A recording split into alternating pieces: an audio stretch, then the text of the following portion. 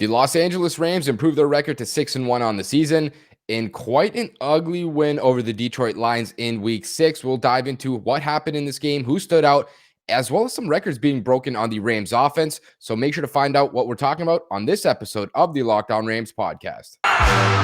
You are Locked On Rams, your daily Los Angeles Rams podcast. Part of the Locked On Podcast Network, your team every day.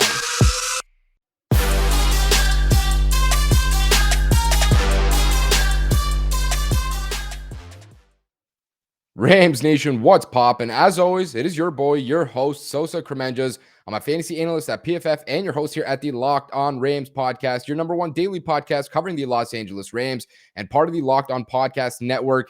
Thank you guys for always making us your first daily listen here at Locked On Rams. As you guys heard in the intro, the Los Angeles Rams did improve to 6-1 on the season. They beat the Detroit Lions by a score of 28-19, but this was a disgusting win. I mean, there's really no other way to say it. If you watch this game, you know it was sloppy from all three sides of the ball from the Rams. They still did win the game, so you can't really complain, I guess, too much. At the end of the day, the objective is to always just get out of there with a victory, and they are 6-1 right now, staring down the barrel of the Houston Texans for the next game, and we know the Texans are one of the worst teams in football, so got a great shot to improve to 7-1, but they just do not feel like they're at the level that they should be. Maybe not right now. They're still working through kinks. We talk about it all the time on this podcast. But in general, this team is way too talented to only be beating, the Lions by basically 2 scores, but very small, only 9 points. And it was really down to the wire. I mean, up until those last 5 minutes where Jared Goff throws the, I guess you could call it game-sealing interception for the most part. That's where the game was done. The Lions legitimately had a chance to still win that game, not just tie, but win. So we'll dive into all 3 phases. We'll start with the offense like we always do. Matthew Stafford, he's one of the players that did set, I'm not going to say a record necessarily, but he now broke 300 passing touchdowns in his NFL career. I think it was on the second touchdown, the first one to Cooper Kupp. I might be wrong, but I'm quite certain it was on that play. And he's also, I believe, the 9th fastest quarterback to get there, which is crazy to say.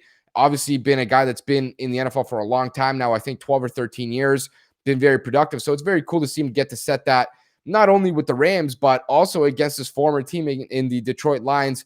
Kind of makes it fun. But in this game, I thought he was solid. 334 yards passing, 8.1 yards per attempt, 3 touchdowns, no interceptions, a long of 59, only sacked 1 time. Definitely had better performances in the past, especially even this season for the Rams. But at the same time, it wasn't bad. He didn't really have any terrible passes. There wasn't any throws that were really in harm's way.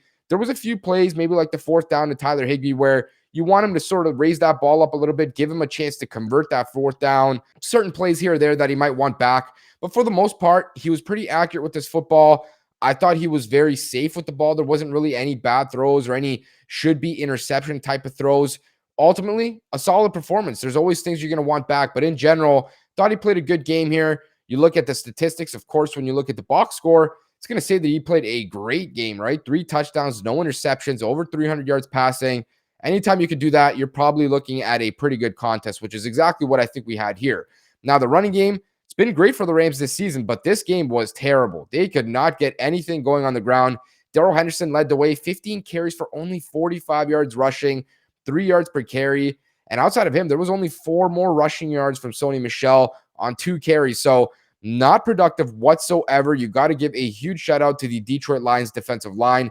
They did a great job at resetting the line of scrimmage. The offensive line just could not create any holes, and the running backs had nowhere to go, which made it really hard to be productive on the ground. And as you can tell, the box score stats would suggest that they were not productive on the ground. They definitely were not good in this game running the football, and it only made it a little bit harder to throw it because the Lions just knew that there was really no threat of running it in this game. So kudos to them on the defensive side of the ball for really making this a one-dimensional style of game for the Rams offense.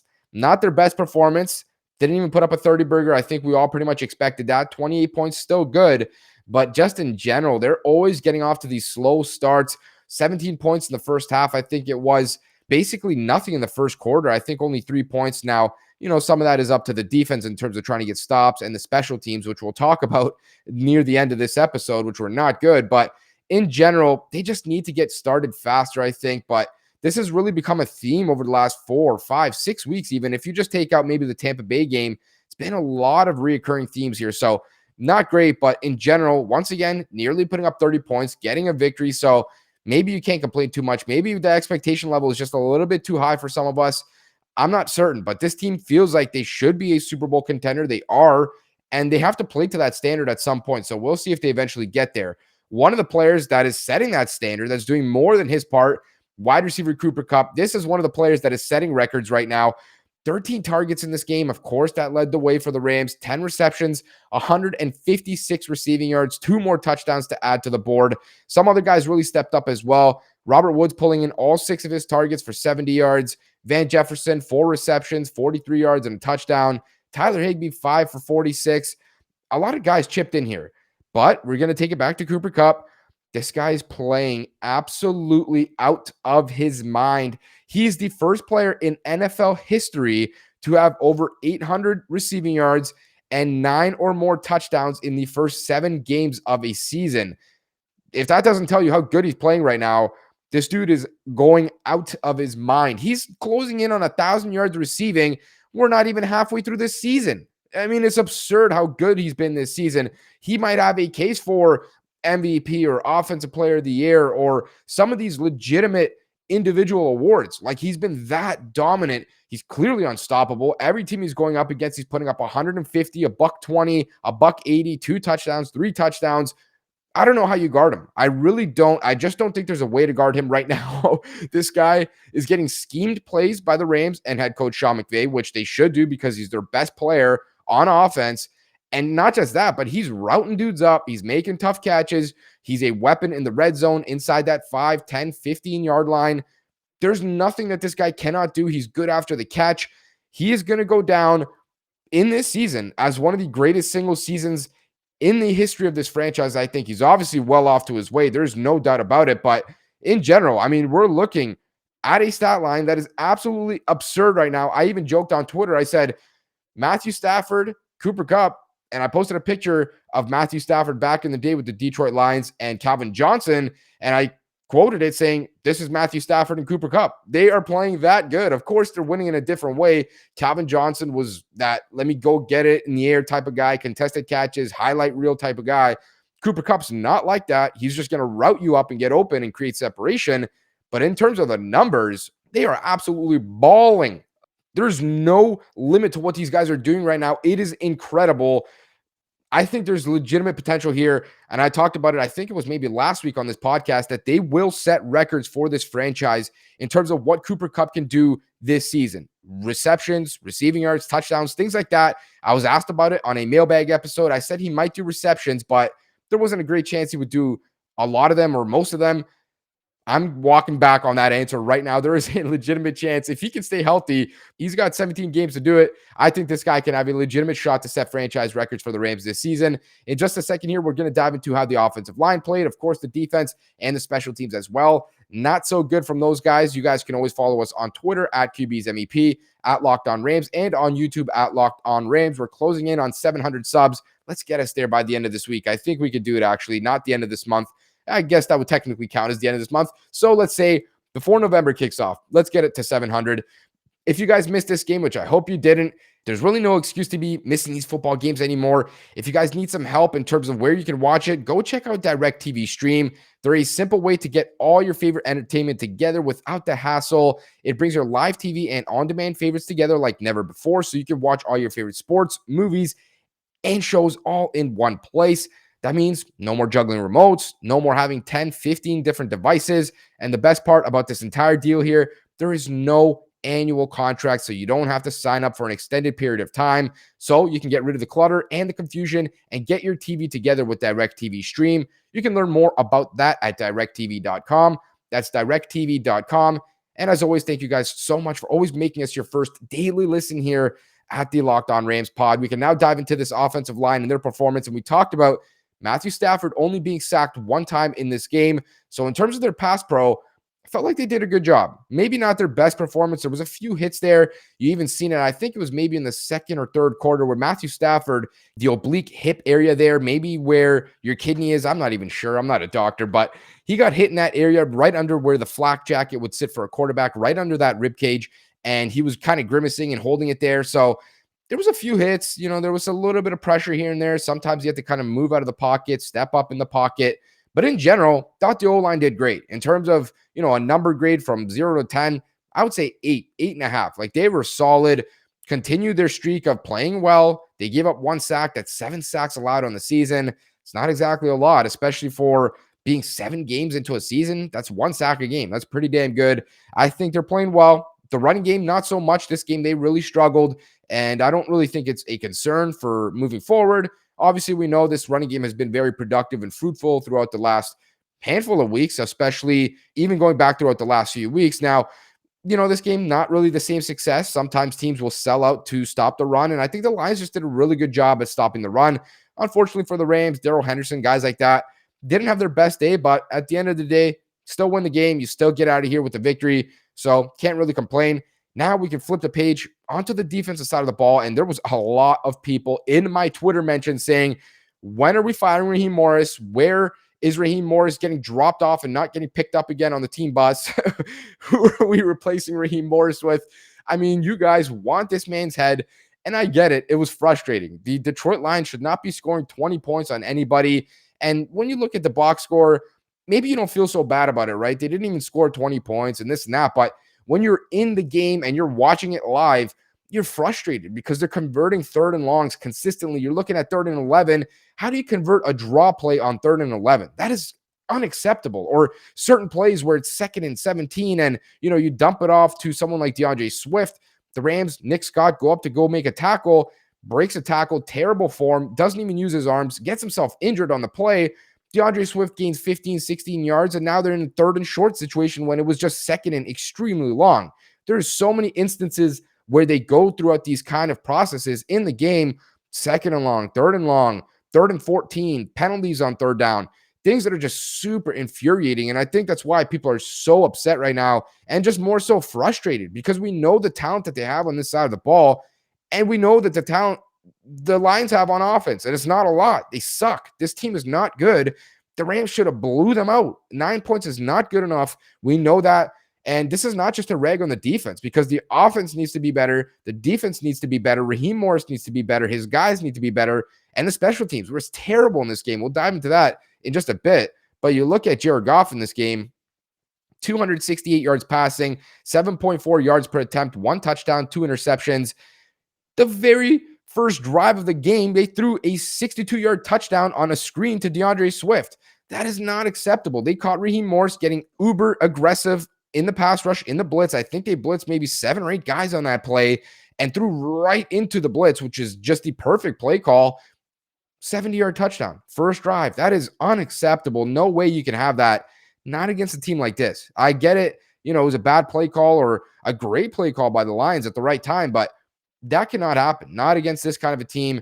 Not for me. I mean, you want to be a Super Bowl contender. You cannot be giving up easy plays like that. They need to get better at tackling. They need to be more sound, and they need to just be better in general, all across the board, especially in 3rd and long in situations like that. Some of the standout performers, I mean, Aaron Donald nearly gets 1 or 2 sacks in this game. Of course, he was also the reason they got an interception in this game, because he's the one who applied the pressure on Jared Goff when he was forced to throw that ball early right into Jalen Ramsey's hands. Tremendous interception, by the way. Happy 27th birthday to Jalen Ramsey. Can't ask for a better birthday gift than that. Pretty much a game-sealing interception. Tremendous play by him. Such a good player, obviously. We know that. Super aggressive in this game, too. His tackling was great. Some of the other guys that stood out, Kenny Young, I thought he was productive in this game. Very active. 1 sack on the contest, 7 tackles. Dude is good. I mean, he is the best linebacker on this team. And for the life of me, I cannot understand why Troy Reeder continues to get so many snaps out there, even in place of Kenny Young sometimes, because he's not good. I mean, he is just a liability right now. He was in this game at least. And I don't mean to rag on him too much because he hasn't been bad this season, but this game was something he's going to want to forget very quickly. Just not a good performance by Troy Reeder. Some of the other guys, Sebastian Joseph Day, also got a sack in this game. Nick Scott, actually a game-sealing interception. At the end, though, it really didn't matter. Again, kind of going back to the personnel thing here, I don't know why Nick Scott's getting more playing time than Terrell Burgess. I just don't think he's more impactful. Thought he proved it today by making a handful of bad plays. I mean, we talked about the broken tackle. We talk about certain other plays like that. Yeah, the interception was great, but there was 30 seconds left in that game. That game was over, And DeAndre Swift had a wide open catch, and somehow he just couldn't bring it in, had to go kind of get his hands up, was way over his head, and it just basically fell into Nick Scott's lap. Don't love that. I mean, they got to clean that up, I think. Don't think that was much of an impact play. Box score might suggest that it was, but in general, really didn't have much of an impact in this game. And really none of the other defenders I thought were all that crazy good. I mean, Leonard Floyd had a couple of reps here or there where he was pretty impactful against the pass rush. Can't be mad at that. I think Robert Rochell sustained an injury in this game. Not really sure if he actually went back into the lineup or not, but there was a lot of Dont'e Deayon out there and David Long and, of course, Jalen Ramsey. So I'm going to assume that Rochell did not go back out there. He started this game pretty good. He had a pass deflection. I think it was on 2nd and 8 or something like that. On a outbreaking route, it was kind of like a quick pivot or quick speed out. And he had a nice pass deflection on it. Could have maybe housed it if he was one step quicker, but great play by him. Unfortunate to see. I think it might have been a knee injury or something like that. Nothing too severe, fingers crossed. I think it might have just, been something that kind of caught him in the moment, and then they maybe just couldn't really have him back out there. So, David Long, not the best game, not the worst game. Dont'e Deayon, thought he was pretty good in this one. Not that crazy good either. Felt like Jared Goff was really mostly attacking the middle of the field in this game, and he was right to do so. I mean, he knows that the linebackers are not the best part of this team, and he was happy to continue throwing at guys in the middle of the field, whether that was Kenny Young, Troy Reeder, or nobody. There might have been a zone coverage with guys sitting their routes down in between zones or things like that, where guys are sort of just moved out of their zones because of Jared Goff's eye work, and he was good in this game. I mean, Jared Goff was not bad. He wasn't great. I mean, he was boring old Jared Goff, where he's going to throw the ball for 3 yards and pray to God that someone's going to gain 10 or 15 with yards after the catch. And they did that pretty good in this game. So not a bad performance, I don't think, but it wasn't good either. It was really boring, classic Jared Goff, dink and dunk, captain check down style of offense. So in general, just need way more out of this defense. There's no way you can have these guys marching up and down the field on you. DeAndre Swift, 96 yards receiving. Khalif Raymond, 115 yards receiving against the Rams. TJ Hawkinson, 48 yards receiving. DeAndre Swift, nearly 50 yards on the ground. Jamal Williams, 57 yards on the ground. Just not a good performance. I mean, at the end of the day, they did enough to win the game, and ultimately that's really all you can ask. But in general, when you're playing better teams, if they bring this kind of a performance forward, I don't think it's going to be too good of a performance. So we'll see how that goes in a few episodes. We're obviously going to break down the Rams and the Texans in just a second here. We'll flip the page onto the final aspect of this game, the special teams. They might have been the worst unit out of all, so make sure to stick around for that. We're going to kind of roast those guys a little bit. They did not do good in this contest. For those that do drive while they listen to this podcast, go check out a free app on the App Store called Get Upside. You can get up to 25 cents cash back for every gallon of gas that you fill up with. So I know a lot of you guys do like to listen on your commutes to and from work, picking your kids up, whatever the case is. You're literally getting free cash. There is literally no downside here. It's free cash. Everyone likes free cash. The code is touchdown. Again, you can get 25 cents cash back for every gallon of gas. And for your first tank of gas, you can actually get up to 50 cents cash back. It's available on the Google Play or App Store. Doesn't matter what kind of device you have. If you drive a car, you should probably want to get in on this. It's entirely free. As I mentioned, the app is called Get Upside, and the code is touchdown for up to 50 cents cash back on your first tank of gas. And you guys have heard me talk about the Built Bar many times on this podcast. They are the best protein bar on the market. If you're into protein bars, or you're just looking for a healthy alternative from snack bars or candy bars, whatever the case is, check out the Built Bar. They've got a bunch of different flavors. The bars are healthy. They're low in calories. They're low in sugar. They have 19 grams of protein per bar. They're high in fiber, and they even work for you if you are on the keto diet. You basically feel like you're eating a candy bar, yet it's actually relatively healthy for you. You got some protein in there and not just absurd amounts of sugar and garbage. So can't feel too bad about that. If you guys want to check them out, you absolutely should. You can even get a free cooler with your purchase while the supplies last. All you have to do, just go to BuiltBar.com and use the promo code LOCK15, and you'll get 15% off your next order. Use the promo code LOCK15 for 15% off at BuiltBar.com. And thank you guys so much for always making us your first daily listen here at the Locked On Rams pod.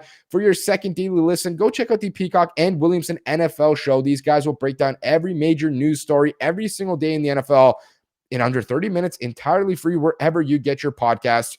Now we could dive in to this final segment, some of the coaching staff, some of the special teams, and we'll begin right there with the special teams.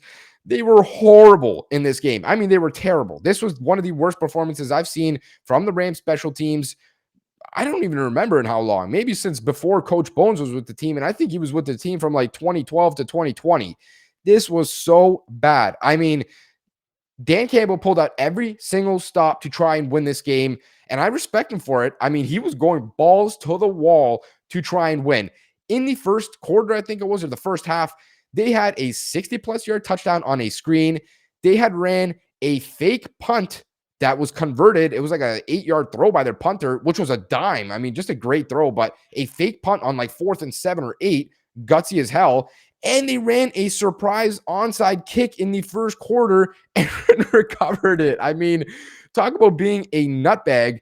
Dan Campbell has no chill whatsoever, and I love that because he's going to win football games in some sort of fashion. He doesn't care how he does it. It reminds me of Jeff Fisher's Rams, where they just weren't super talented, so they couldn't beat everybody, but they were so good on special teams and on defense, and they were going to fight and claw to the death in every game. So they were always able to win 6 or 7, maybe even 8 games in a season and beat good teams like the Seattle Seahawks just by doing things like that. So Campbell nearly pulled it off. And what's funny is he had another fake punt. I think it was a second or third quarter in this game on another 4th and 5, except this time they didn't throw the ball. They direct snapped it to the personal protector on the punt team. I think it was Jamal Agnew, and the dude skates upfield for like a 27-yard gain.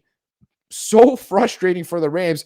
They had 2 fake conversions on 4th down. They had an onside kick that was recovered, completely faked. And not only that, but you talk about the kick return game for the Rams. Ben Skoranek was horrendous. I mean, he was terrible in this game. I am entirely over that experiment already. It's been one game. As we know, the Rams did not have Skoranek back there returning kicks before. That was Jake Funk's job, and now he's on IR. This is the first game they played without Funk. So now they put Skoranek back there, a fellow 7th-round rookie. He had 4 returns for 70 yards in this game, an average of 17.5 with a long of 19.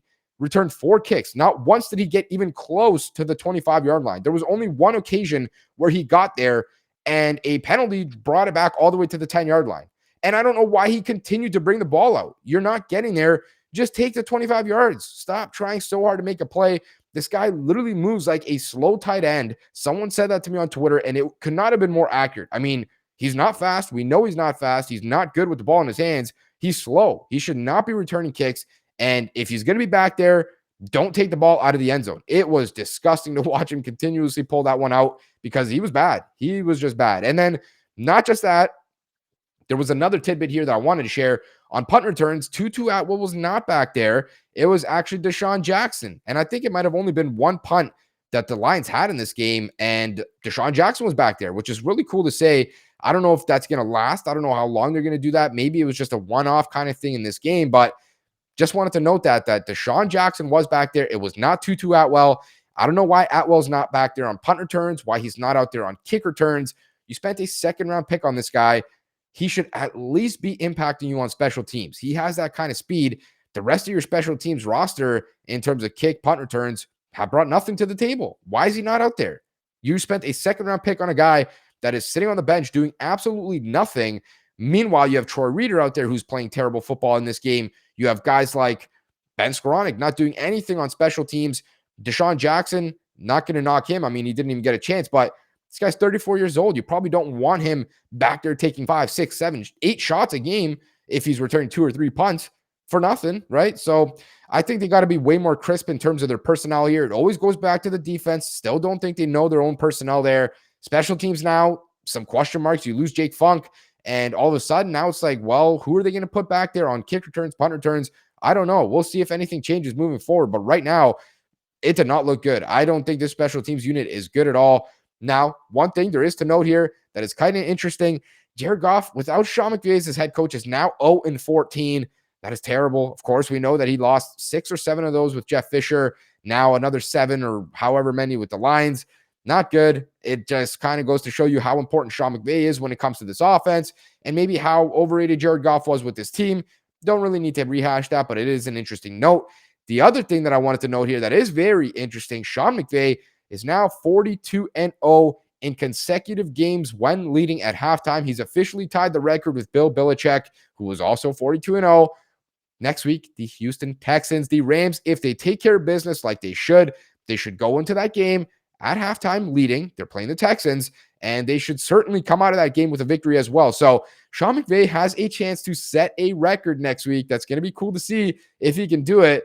I don't know if he's going to get the opportunity. Maybe the Rams slip up somehow and the Texans are leading at halftime and he won't even get the chance, but there is no better time to do it than right now. You have an opponent next up on the schedule that you should absolutely beat up. The Arizona Cardinals just demolished them by like 25 points, scored 5 points against the Cardinals. 5. I mean, that is terrible. Now, Tyrod Taylor may be back for that game next week because he is the starting quarterback and Davis Mills is not, but we'll see. I mean, either way, the Rams are way better than this team. They were way better than the Lions too, and that one came down to the wire. So feels like you can never really count out anybody in this league. In terms of this game, that's pretty much going to do it. I mean, they were not good. They were not crisp, but at the end of the day, they're a talented football team who won a football game. They found a way to win. And at the end of the day, we know that when you're a talented team, you sometimes have to win ugly. The Rams did that today, or I guess yesterday when you're listening to this podcast. Not the best performance. We're not going to really talk about this one in high esteem, I don't think, but they won. They're 6-1.